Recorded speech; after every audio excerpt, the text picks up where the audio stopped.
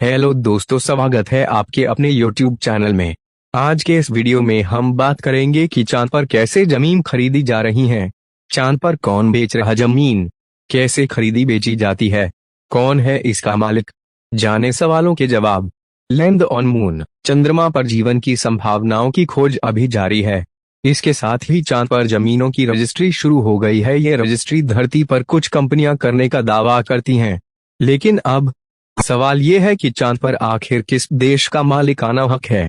चांद पर जमीन खरीदने वालों में कई बड़ी हस्तियों के नाम भी सामने आ रहे हैं। इनमें कई उद्योगपति हैं तो कई फिल्मी सितारे। भारत का चंद्रयान-3 चांद के लिए रवाना हो गया है।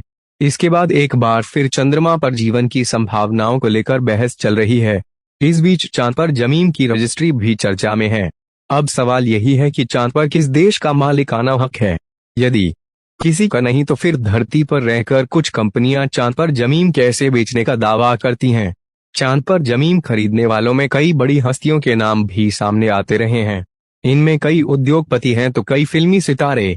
वीडियो में आगे बढ़ने से पहले अगर आपने चैनल को सब्सक्राइब नहीं किया तो कर लीजिए, क्योंकि इस तरह के वीडियो हम डालते रहते हैं। अगर आपने हमारे पिछले वीडियो नहीं देखे हैं तो आप हमारे चैनल पर जाकर उन वीडियोस को भी देख सकते हैं।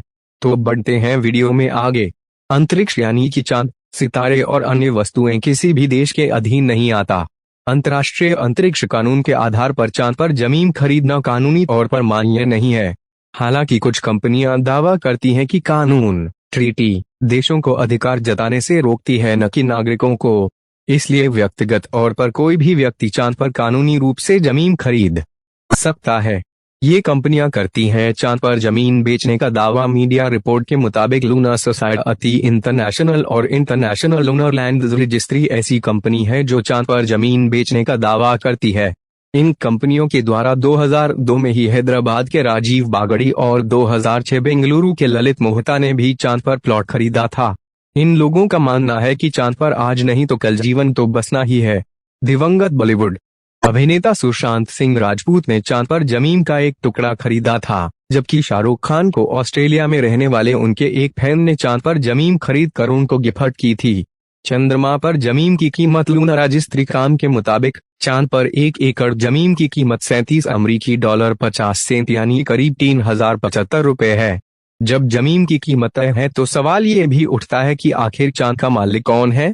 आउटर स्पेस ट्रीटी 1967 के मुताबिक अंतरिक्ष के किसी भी ग्रह या फिर चांद पर किसी भी एक देश या व्यक्ति का अधिकार नहीं है। चांद पर बेशक किसी भी देश का झंडा लगा हो, लेकिन चांद का मालिक कोई नहीं बन सकता। चांद पर जमीन की बिक्री कैसे जायज। स्पेस लॉ पर कई किताबें लिख चुके लेखक डॉक्टर जिल स्टुअर्ट जिल स्टुअर्ट ने अपनी किताब द मून एक्सिबिशन बुक में लिखा है कि चांद पर जमीन खरीदना और किसी को गिफ्ट करना एक फैशन बन चुका है। किसी भी देश का चांद पर कोई अधिकार नहीं है। फिर कंपनियां रजिस्ट्री कैसे कर रही है। यानी चांद पर जमीन बेचने का काम एक गोरख धंधा है और अब ये $1 मिलियन बिजनेस बन चुका है। 3000 रुपया एकड़ लोगों को सस्ता लगता है और इसीलिए वे चांद पर जमीन की रजिस्ट्री कराने में कोई सोच विचार नहीं कर रहे।